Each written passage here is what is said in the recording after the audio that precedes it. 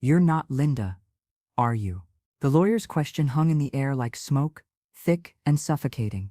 My siblings, Robert, Margaret, and Thomas, turned to stare at me across the mahogany conference table, their faces a mixture of shock and something that looked uncomfortably like relief.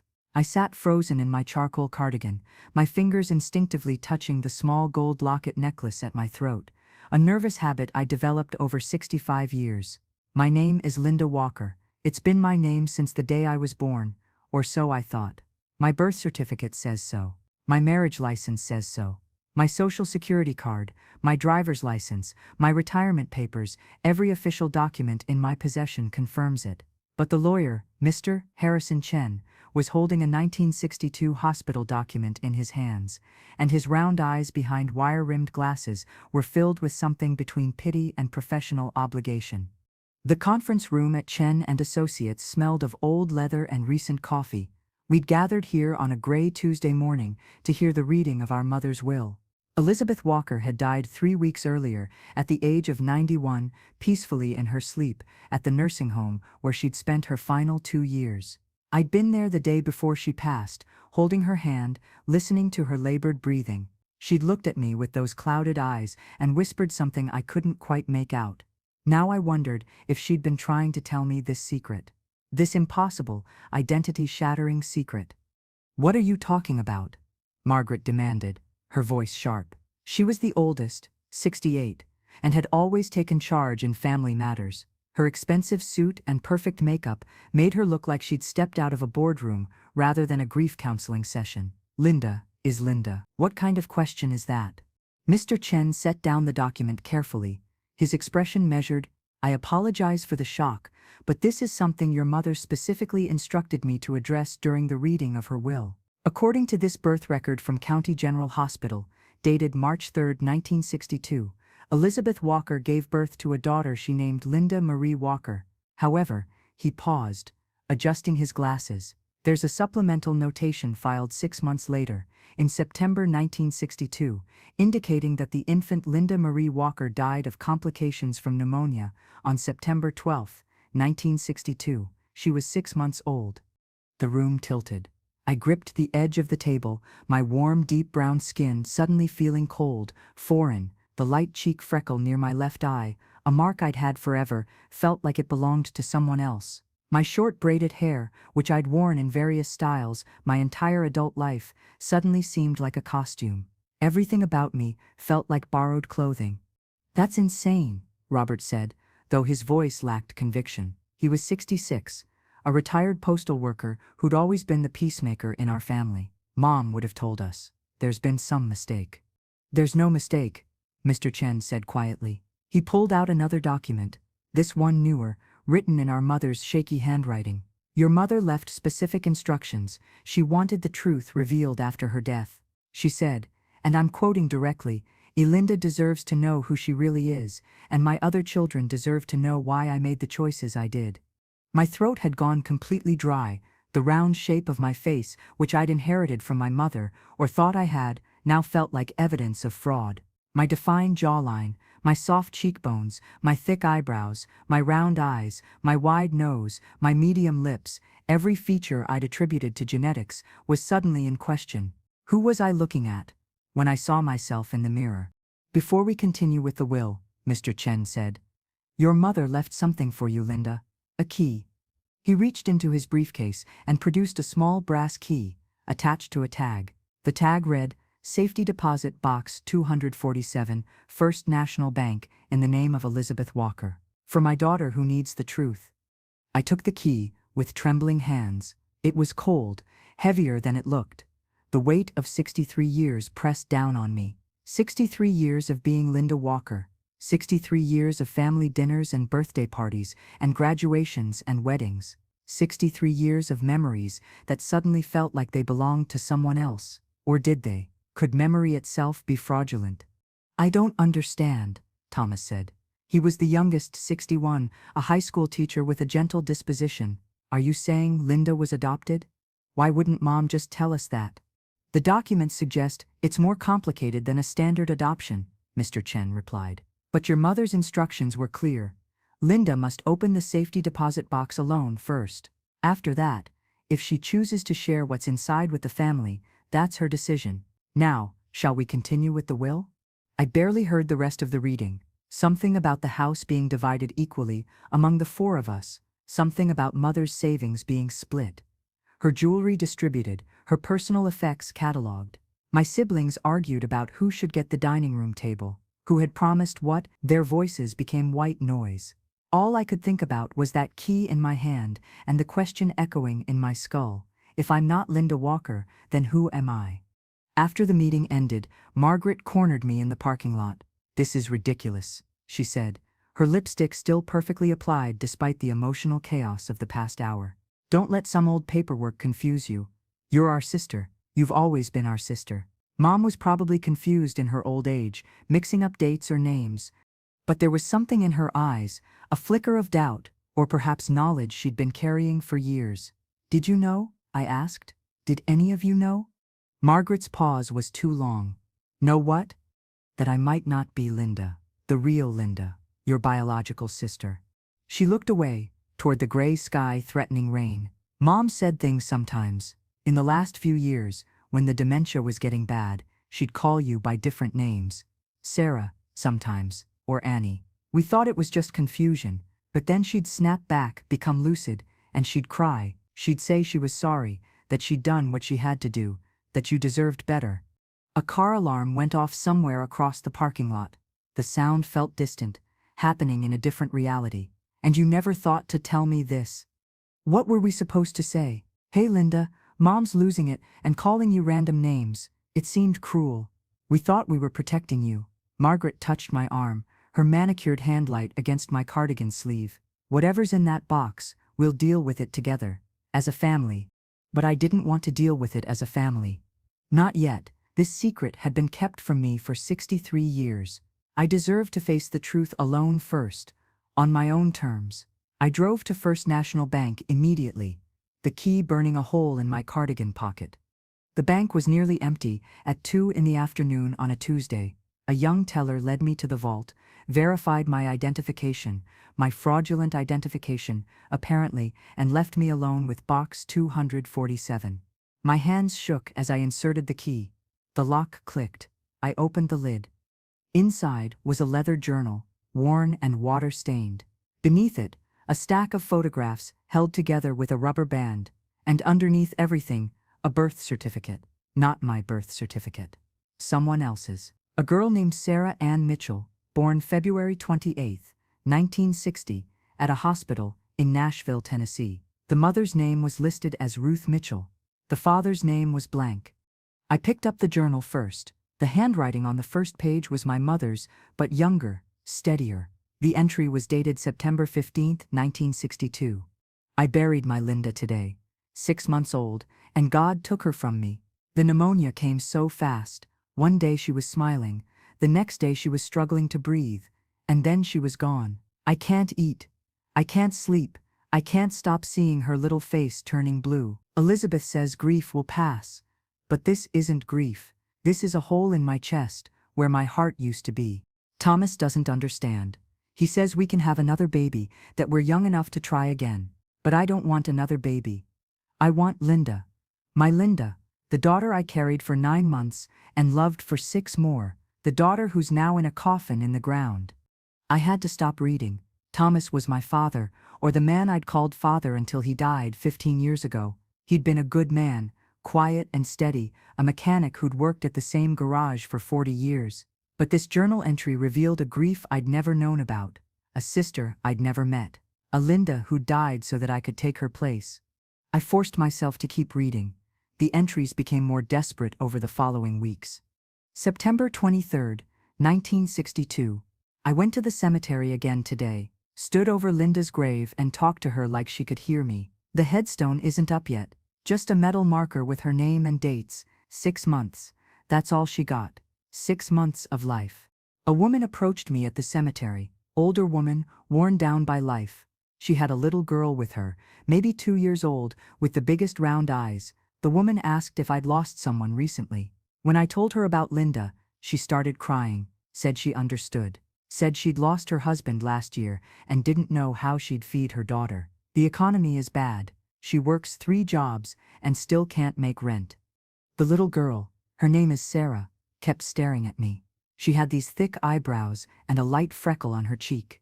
Something about her reminded me of what Linda might have looked like in another year or two. Same warm brown skin, same round face. The woman Ruth, said Sarah just turned 2, but she's small for her age. Malnutrition, probably. Not enough food. I did something today I can't take back. I offered Ruth money, a lot of money. Enough to start over somewhere else. Get a fresh start. But I asked for something in return. I asked for Sarah. My hands were shaking so badly I almost dropped the journal. The truth was taking shape, horrifying and clear. My mother, Elizabeth Walker, had bought me, purchased a 2-year-old child from a desperate woman who couldn't feed her. And then she'd raised me as her own daughter, as the replacement for the baby she'd lost. September 30th, 1962. Ruth brought Sarah to the house today. We made the exchange in the living room while Thomas was at work. Ruth was crying, saying she was sorry, that she had no choice. She kissed Sarah's forehead and told her to be good. Then, she took the money, $3,000, which was everything we'd saved, and left. Sarah cried for hours. She kept calling for Thomas, and I didn't know what to do. When Thomas came home, I told him Sarah was Linda. I told him the hospital had made a mistake, that our Linda hadn't actually died, that there had been a mix-up with another infant. He looked at me like I was crazy. He said he'd seen Linda's body at the funeral home, but I was hysterical, insisting, saying the funeral home had made an error. I told him to look at Sarah, really look at her. See the resemblance. See our daughter. Thomas wanted to call the hospital, demand answers, but I begged him not to. I said it would traumatize Sarah to be examined and tested, that she'd already been through enough. I said we should just be grateful to have our daughter back. After 3 days of me refusing to eat or sleep, Thomas gave in. He agreed to go along with the story. We would tell everyone Linda had been sick, but recovered. We would pretend Sarah was Linda. We would raise her as our own. I don't know if Thomas ever truly believed it, or if he just loved me enough to live with the lie. I set down the journal and picked up the photographs. The rubber band broke as I pulled it off, brittle with age. The first photo showed a baby, the real Linda Walker, in a hospital bassinet, tiny, wrinkled, eyes closed. The next few photos showed the same infant, at what looked like 1 month, 3 months, 6 months. In the final photo of baby Linda, she was in a white dress, propped up in someone's arms, her face pale and thin. This must have been taken shortly before she died. The subsequent photos showed a different child, a toddler with round eyes and thick eyebrows. Sarah Mitchell, me at various ages, 2 years old, being held awkwardly by my mother. Both of us looking uncomfortable. 3 years old, at a birthday party, smiling but with a certain wariness in my eyes. 4 years old, starting to look more natural in the family photos, as if I'd grown into the role. By age 5, I looked like I belonged, like I'd always been Linda Walker. But I hadn't been. I'd been Sarah Ann Mitchell, daughter of Ruth Mitchell, sold for $3,000 to a grieving mother who couldn't accept her daughter's death. The birth certificate confirmed it. Sarah Ann Mitchell, born February 28, 1960, that made me 65 now. Not 63. I'd been living with the wrong birthday for my entire remembered life. The wrong name, the wrong family, the wrong identity. I felt a presence behind me and turned to find the bank manager standing in the doorway of the vault room. "Is everything all right, Mrs. Walker?" she asked. "You've been in here for over an hour." "I'm fine," I lied. But I wasn't fine. I would never be fine again. The woman I'd been when I walked into this bank no longer existed. Linda Walker was dead, had been dead since 1962. I was Sarah Mitchell, a stranger to myself. I gathered everything back into the safety deposit box except for the journal, that I needed to keep close. I needed to read every entry, understand every detail of how I'd been stolen from one life and inserted into another. I thanked the bank manager and walked out into the afternoon light, feeling like I'd been disassembled and hastily put back together wrong. My phone had 7 missed calls from my siblings. I ignored them all and drove to my apartment, a small 1-bedroom I'd lived in alone since my husband died 3 years ago.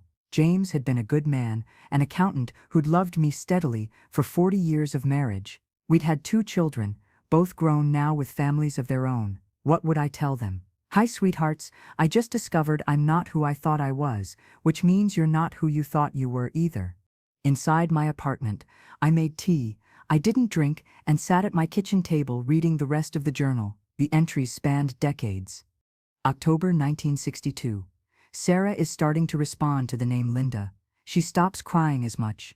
Thomas says we should feel guilty, but I don't. I saved this child. Ruth couldn't care for her properly. Sarah, Linda has a warm bed, plenty of food, parents who love her. Isn't that better than starving in poverty? January 1963. Linda's vocabulary is expanding. She calls me Mama now, without hesitation. I've almost convinced myself that this was meant to be, that God took my biological daughter, but gave me this one as a replacement. Thomas is warmer to her now. He reads her bedtime stories. We're becoming a real family. June 1963. Robert asked why Linda looks different in the old baby photos. I told him she had a growth spurt, that babies change quickly. He seemed to accept it.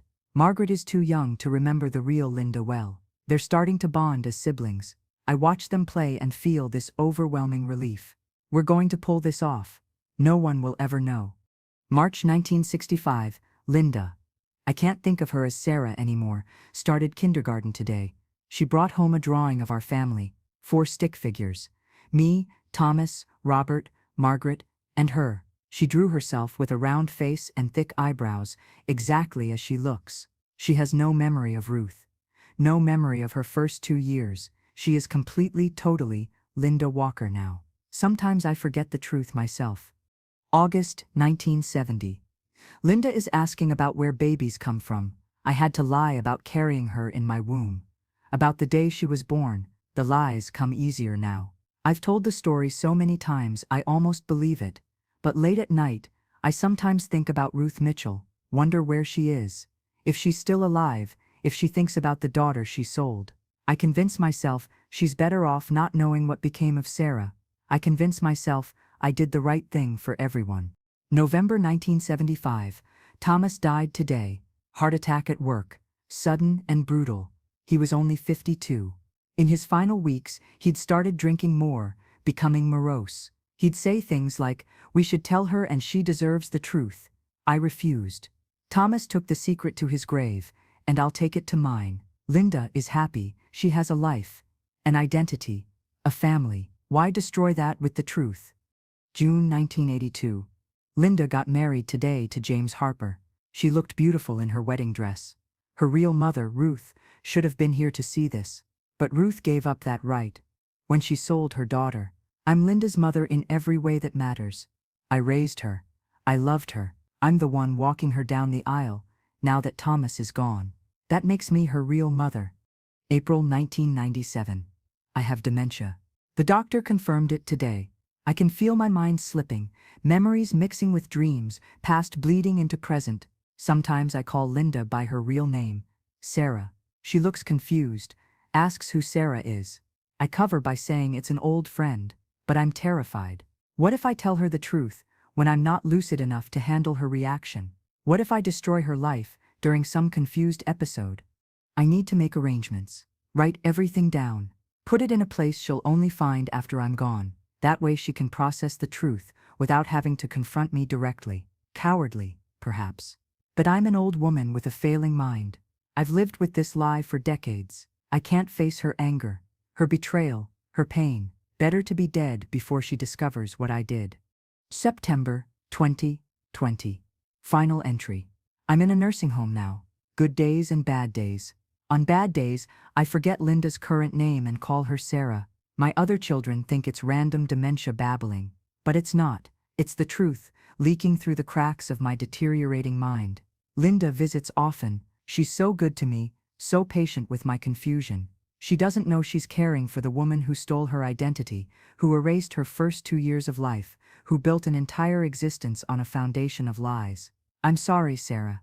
I'm sorry, Linda. I'm sorry for being too weak to tell you the truth while I was alive to answer your questions. I'm sorry for making you discover this alone. I closed the journal and cried for the first time, not because I was sad, though I was, not because I was angry, though I was that too. I cried because I didn't know who was doing the crying. Was it Linda Walker, the identity I'd inhabited for 63 years? Or was it Sarah Mitchell, the person I'd been for the first 2 years of my life? How do you mourn the death of yourself when you don't even know which self has died? The next morning, I called the nursing home where my mother had spent her final years. I asked to speak with the staff who'd cared for her most closely. A woman named Patricia answered. I explained who I was, Elizabeth Walker's daughter Linda, and asked if my mother had ever said anything unusual in her final weeks. Patricia was quiet for a moment. Then she said, she talked about Ruth sometimes, said she needed to find Ruth, to make things right. We thought Ruth was maybe an old friend or relative. Your mother seemed very distressed about it. She kept saying, I have to tell Sarah the truth before it's too late. We asked who Sarah was, but she'd just cry and refuse to explain. Did she say anything else? Anything specific about Sarah or Ruth? Patricia hesitated. There was one thing. The day before she died, she was very lucid, clear as a bell. She asked me to witness her signing a document. It was a letter, sealed in an envelope. She made me promise to give it to you, to Linda. If you ever came asking about Sarah or Ruth, she said if you never asked, I should destroy it, keep it secret forever. But if you asked, Patricia trailed off. You're asking. My heart was hammering. Do you still have the letter? I do. Your mother paid me to keep it in my personal safe, separate from the nursing home records. She didn't trust that it wouldn't get lost in the facility's paperwork. I can meet you today if you want it. We arranged to meet at a coffee shop near the nursing home. Patricia turned out to be a round-faced woman in her 40s, with kind eyes. She handed me a manila envelope, worn at the edges, with my mother's handwriting on the front. For Linda Sarah, the whole truth. I didn't open it immediately. First, I bought Patricia a coffee and thanked her for honoring my mother's wishes. Then I sat alone in my car in the parking lot and carefully tore open the seal. Inside was a 10-page letter in my mother's handwriting, surprisingly steady for someone in the late stages of dementia. It must have taken her immense effort to write this during a lucid period. My dearest Linda, or should I call you Sarah? I don't even know anymore. By the time you read this, I'll be gone, and you'll have found the safety deposit box. You'll know the basics, that my biological daughter died, that I bought you from a desperate woman, that I've been lying to you your entire life. But there's more to the story. Things I couldn't put in the journal because they were too painful, too incriminating, too dangerous. Ruth Mitchell didn't just randomly approach me at the cemetery that day in September 1962. I sought her out. I'd been watching her for weeks, this poor young mother struggling to care for her daughter. I saw her at the grocery store, counting pennies, putting food back on the shelves because she couldn't afford it.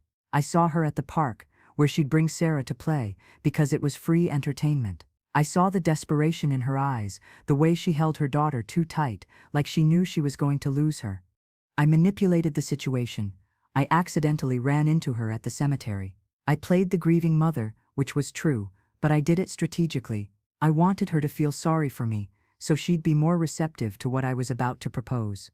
And when I offered her money for Sarah, I didn't give her much time to think.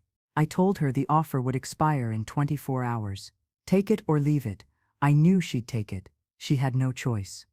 After she gave me Sarah, I paid a private investigator to track Ruth. I wanted to make sure she didn't change her mind, didn't come back for her daughter. The investigator found Ruth 6 months later in Atlanta. She'd used the money to get a job training program, had gotten work as a secretary. She'd also gotten pregnant again. The investigator reported that she seemed happier, more stable. She'd written letters to Sarah, but hadn't mailed them. She'd put the letters in a box, probably intending to give them to her daughter someday. I couldn't risk that. I paid the investigator to steal the letters during a break-in at Ruth's apartment. He made it look like a robbery. Ruth never knew who took them, or why. Those letters are in the safety deposit box. Linda. Underneath, the false bottom. I'm sorry I kept them from you. They're yours now. I stopped reading and sprinted back into the bank. The manager looked startled as I rushed past her into the vault. I pulled out box 247 again and examined it carefully. There. A tiny seam in the bottom. I pried at it with my fingernail until it popped open, revealing a hidden compartment. Inside were 17 letters, written on various types of paper, some in pencil, some in pen, all addressed to my darling Sarah. I took them back to my car and read each one chronologically. The first letter was dated December 1962, 3 months after Ruth had given me up. My darling Sarah, you're 2.5 now. I wonder if you remember me. I wonder if you ask that woman where your real mama went.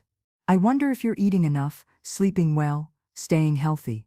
I tell myself, you're better off with her. She had so much money, Sarah, more money than I've ever seen. She promised she'd give you everything I couldn't. Food, clothes, a good education, a life. But I miss you so much, it physically hurts. My arms feel empty without you. I wake up in the night, reaching for you, forgetting for a moment that you're gone. Then I remember, and the grief comes crashing down again. I'm pregnant, Sarah. I met a good man named James, and we're going to have a baby. But this new baby doesn't replace you. Nothing could replace you. You were my first, my surprise, my joy. I was 17 when I had you, too young and too poor. Your father left before you were born. I tried so hard to make it work.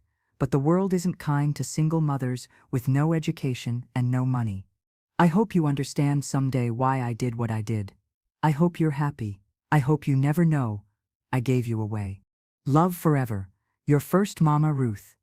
The letters continued through the years, tracking Ruth's life. She married James. They had 3 more children, 2 daughters and a son. She got her GED, then an associate degree.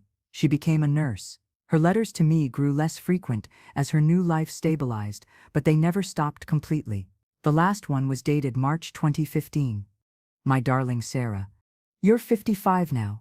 If my math is right, I'm 72. I have heart problems, diabetes. The doctors say I don't have many years left. I've thought about finding you 1,000 times. I've looked for Linda Walker in the Nashville area, wondering if that's the name they gave you. But I was too afraid. Afraid you'd hate me, afraid you'd have no memory of me, afraid I'd disrupt a life you'd built without knowing the truth. My other children don't know about you. James died 10 years ago without ever knowing I'd had a child before we met. My 3 kids think they're my whole family. How do I tell them they have an older sister somewhere, a sister I sold for $3,000 when I was desperate and 20 years old? I'm writing this letter, knowing I'll probably never send it, but I need you to know something. Giving you away was the worst thing I ever did, and the most selfless thing I ever did. I gave you a chance at a better life than I could provide. But I've mourned you every day since. You were loved, Sarah. You are loved, even if you never know it. Your first mama, Ruth Mitchell Dawson. I sat in my car holding these letters, connecting the pieces of a life I'd never known I'd lost. Ruth Mitchell Dawson. She'd remarried, had 3 more children, become a nurse. She might still be alive. She had heart problems and diabetes 10 years ago, but that didn't mean she was dead. I could find her. I could meet the woman who gave birth to me, who gave me away, who never stopped loving me. But did I want to? Finding Ruth meant blowing up not just my own life, but hers too. Her other children didn't know about me. My other siblings, the ones who'd raised me as Linda, would have to grapple with the fact that I wasn't their biological sister. My own children and grandchildren would learn their entire family tree was built on a lie. And what about me? If I embraced being Sarah Mitchell, did that mean abandoning Linda Walker? The woman I'd been for 63 years wasn't real, but the life she'd lived was. The love she'd felt, the friendships she'd built, the family she'd raised, none of that was fraudulent. Those experiences belonged to me, whoever I was. I spent the next week in a fog, researching Ruth Mitchell Dawson online. I found her easily enough. She was 79 now, living in a retirement community in Atlanta. Her Facebook page was public, filled with photos of her grandchildren, posts about church activities, recipes for diabetic-friendly desserts. She looked happy, settled, at peace. I also found her other children through social media. Karen Dawson Hughes, 57, a high school principal. Michelle Dawson, 54, a software engineer. Robert James Dawson, 52, a chef. They posted regularly about family gatherings, seemed close-knit and loving. They had no idea about the sister who'd been erased from their mother's history. Then I did something that might have been cruel or might have been necessary. I couldn't tell anymore. I sent Ruth a message through Facebook. I kept it simple. Mrs. Dawson, my name is Linda Walker, but I was born Sarah Ann Mitchell in February 1960. I believe you're my biological mother. I recently discovered the truth about my adoption and would like to speak with you if you're willing, no pressure. I understand, this must be shocking, but after 65 years, I need to know where I came from. For 3 days, nothing. I checked my messages obsessively, wondering if I'd made a terrible mistake. Maybe Ruth had deleted the message. Maybe she'd had another heart attack from the shock. Maybe she wanted nothing to do with the daughter she'd sold decades ago. On the 4th day, my phone rang, unknown number. I almost didn't answer, but something made me pick up. Sarah. The voice was elderly, shaky, thick with emotion. Is this really Sarah? I started crying before I could answer. Yes, I managed. It's me. It's Sarah. Ruth sobbed on the other end of the line. I thought about you every single day, every birthday, every Christmas, every milestone. I imagined what you were doing, who you'd become. I prayed you were happy. I prayed you'd forgive me. I don't know if I forgive you, I said honestly, but I want to understand. I want to meet you. I want to know who I would have been if you'd kept me. We talked for 2 hours. That first call, Ruth told me about the desperate poverty of her early 20s, about the impossible choice she'd faced. She told me about watching me from a distance after she'd given me to Elizabeth, hiding in her car outside our house just to catch a glimpse of me playing in the yard. She told me about the guilt that had shaped her entire life, making her overprotective of her other children, making her work herself to exhaustion as a nurse to prove she could provide for a family. I need to tell Karen, Michelle and Robert, Ruth said finally. They deserve to know about you.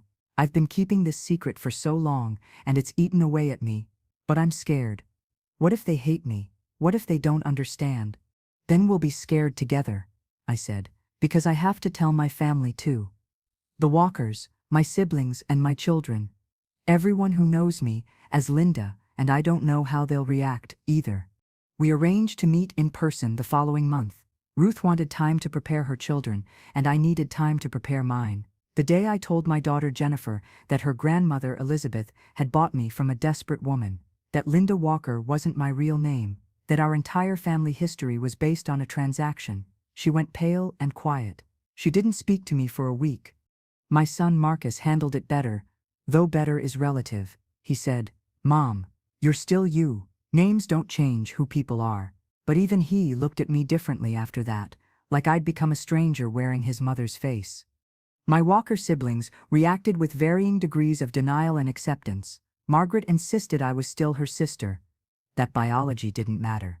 Robert admitted he'd always suspected something was off, that I'd never quite looked like the rest of them. Thomas was angry at our mother for the deception, angry at me for unearthing it, angry at the entire situation.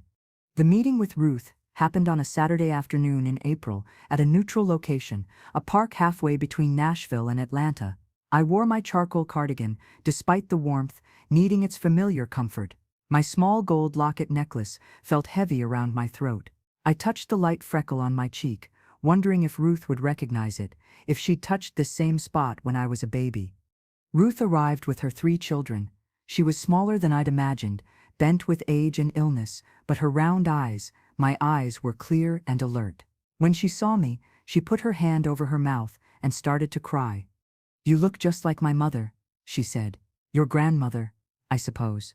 She had that same round face, those same thick eyebrows. "I see her in you, Sarah. I see my whole family." Karen, Michelle, and Robert stood awkwardly behind their mother, clearly unsure how to greet the sister they'd never known existed. We made stilted small talk for 15 minutes before Ruth suggested we sit at a picnic table and have a real conversation. What followed was 3 hours of painful honesty. Ruth answered every question I had about my first 2 years, though her memories were hazy. She told me I'd been a happy baby, that I'd started walking early, that I'd loved music. She told me about my biological father, a boy named Marcus, where my son got his name, apparently by coincidence, who'd abandoned her when she got pregnant.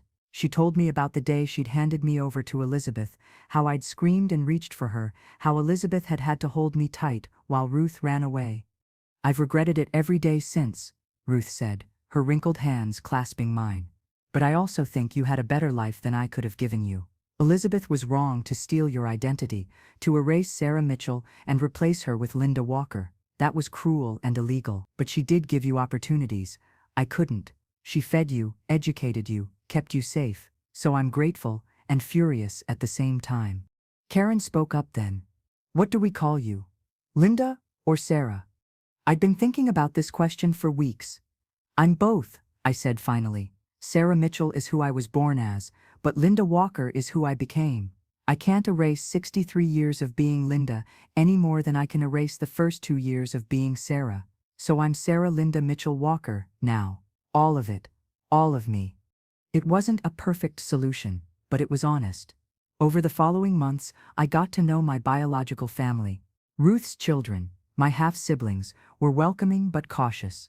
We had no shared history, no childhood memories to bond over.